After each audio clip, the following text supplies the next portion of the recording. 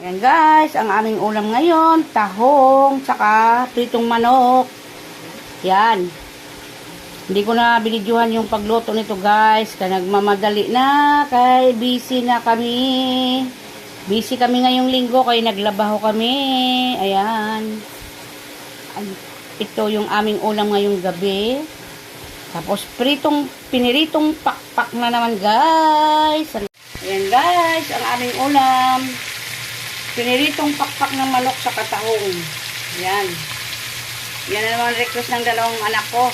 Puro prito na naman ng manok. Ayan. Balik ka rin natin guys. Busy kasi kami ngayon guys. Naglaba kami. Kaya madali ang ulam na lang muna tayo guys. Ayan.